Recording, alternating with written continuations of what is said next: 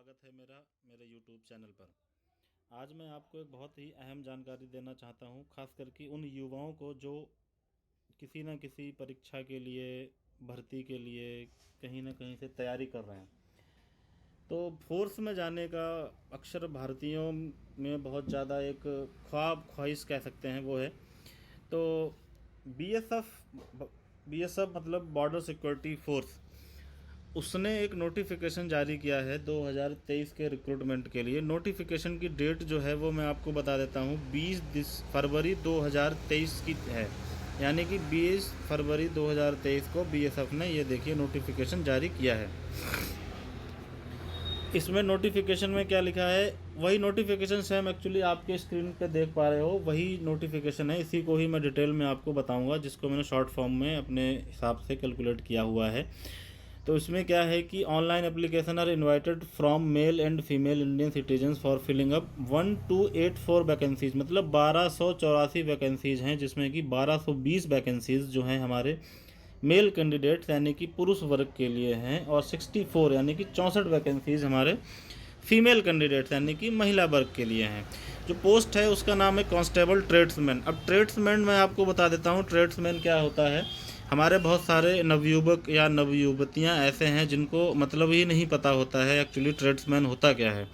तो paramilitary forces या फिर मिलिट्री फोर्सेस में जो काम कॉबलर यानी कि मोची, टेलर, वॉशरमैन यानी कि धोबी, बार्बर मतलब नाई, या sweeper, cook, water career, waiter etcetera, ये सारे काम जो भी करते हैं उनको हम ट्रेड्समैन बोलते हैं।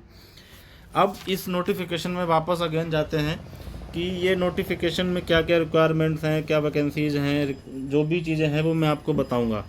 तो नेम में पोस्ट ऑलरेडी जो मैंने आपको बताई है वो है ट्रेड्समैन। बीएसएफ में कांस्टेबल पद पे है, मेल और फीमेल दोनों इसमें अप्लाई कर सकते हैं। मेल की वैकेंसीज़ 1220 हैं और फीमेल की 64 हैं। पे स्केल जो है 21,700 से लेकर 69,100 प्लस अलाउंसेस। ये सारी जानकारी मैं आपको नोटिफिकेशन के अकॉर्डिंग ही बता रहा हूँ, जो नोटिफिकेशन में लिखा हुआ है। देखिए ये पे स्केल जो मैंने आपको बताया वो यहाँ पे लिखा हुआ है। ठीक है दोस्तों, अब इसमें अब ये सिलेक्शन कैसे होगा, इसमें होगा रिटन टेस्ट होगा, उसके बाद में पीएसटी होगा। पीएसटी मतलब होता है फिजिकल स्टैंडर्ड टेस्ट। उसमें हाइट, चेस्ट, रनिंग वगैरह जो भी है, कितनी क्या मांगी जाएगी, क्या ड्यूरेशन है, वो आपको इसी वीडियो में आगे मैं बताऊंगा, मेरे साथ बने रहिए आप। उसके बाद में होगा डीएमई यानी कि डिटेल्ड मेडिकल एग्जामिनेशन। अब इसमें एक शर्त दी है इन लोगों ने कि एक कैंडिडेट सिर्फ एक ही पोस्ट के लिए अप्लाई कर सकता है। ऐसा नहीं वो कॉबलर के लिए भी अप्लाई करे, कुक के लिए भी अप्लाई करे।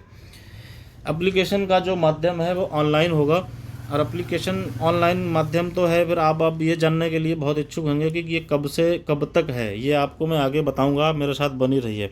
अब इसमें आगे नोटिफिकेशन में ही चलते हैं। आपको देखिए इसमें इंपॉर्टेंट इंस्ट्रक्शंस यही सारी चीज़ें लिखी हुई हैं कि एक कैंडिडेट एक जगह से अप्लाई कर सकता है, क्या क्वालिफिकेशन है, स्टेट वाइज वैकेंसीज दुनिया भर का, ये सारी इन्फॉर्मेशन इसमें लिखी हुई है जो मैंने आपको ऑलरेडी बताई है, कवर कर दी है।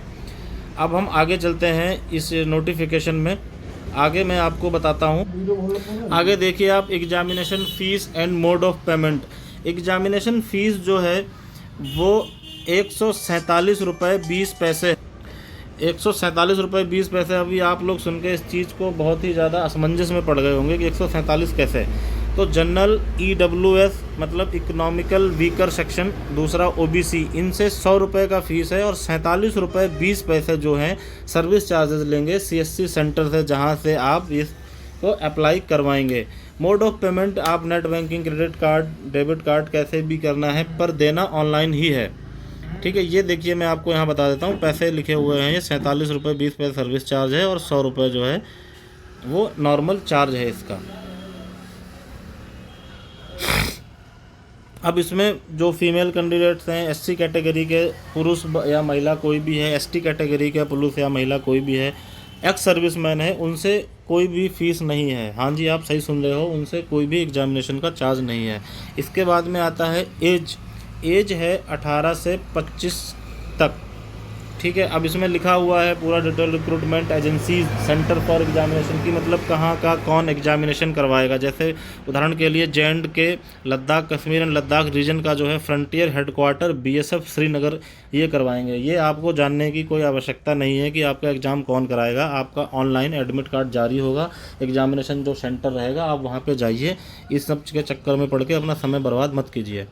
आगे देखते हैं, इसमें आगे सब पूरा वही लिखा हुआ है हर एक जगह का। जैसे एग्जांपल के लिए झारखंड देखो तो TC&S मतलब एक प्राइवेट कंपनी को इन्होंने दिया, TCS एंड BSF हजारीबाग, ये मिलकर इस एग्ज़ाम को कंडक्ट करवाएंगे। अब इसमें एज का जो मैंने बताया 18 से 25 का है, उसमें एज रिलैक्सेशंस भी है। एज रिलैक्सेशन किन किन को है वो मैं आपको बता देता हूँ। जो SC और ST कैटेगरी के हैं उनको 5 वर्ष का एज रिलैक्सेशन मिला है।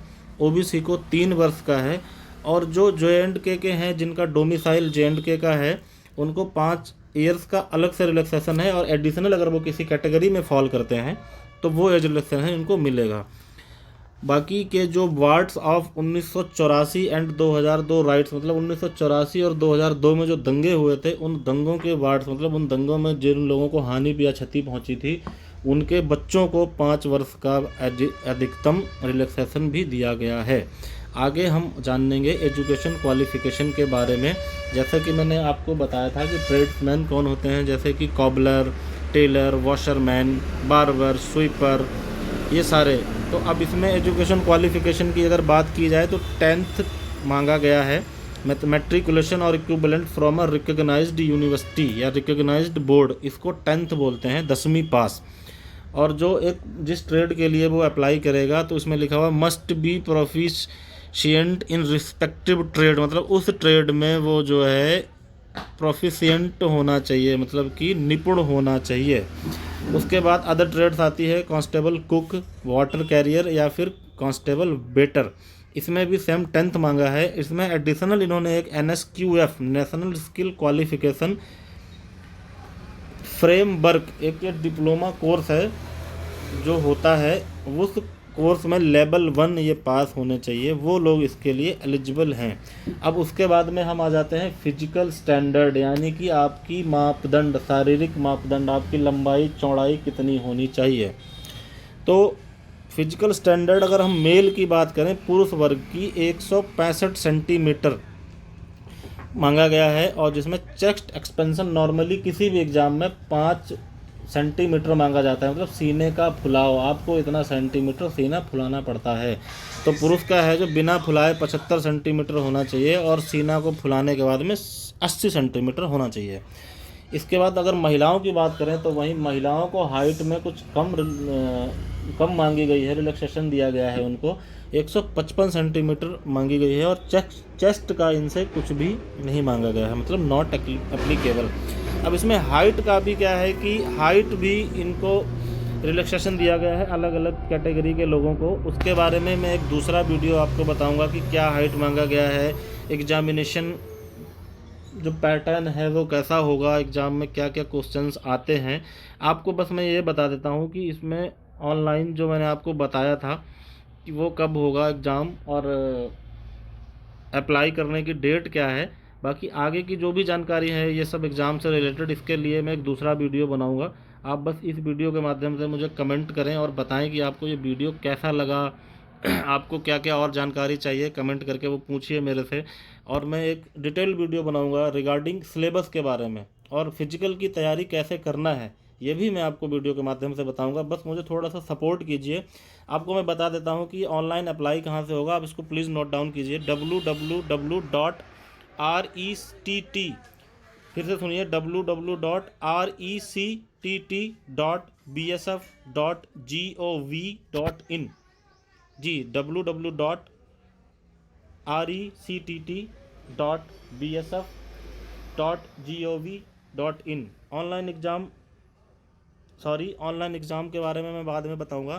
फ़िलहाल ऑनलाइन एप्लीकेशन जो है वो स्टार्ट हो चुकी है 26 फरवरी 2023 से और लास्ट डेट इसकी है 27 फरवरी 2023। इस डेट तक आप अप्लाई कर सकते हैं। और जो एज का मैंने आपको बताया है 25 साल तक, तो आपकी लास्ट डेट ऑफ अप्लाइंग, जो लास्ट डेट है अप्लाई करने की, उस डेट तक अगर आप 25 के हो जाते हैं तो आप एलिजिबल हैं निश्चिंत रहिए। और अगर किसी भी तरीके की कोई दूसरी जानकारी चाहिए तो आप प्लीज़ कमेंट करके मुझे पूछिए, और अपने भाई को एक लाइक करके, शेयर करके और मेरे वीडियो को सब्सक्राइब करके थोड़ा सा सपोर्ट कीजिए, ताकि मैं मोटिवेट हो पाऊँ और आगे और ऐसे वीडियो बनाऊँ। Thank you. जय हिंद।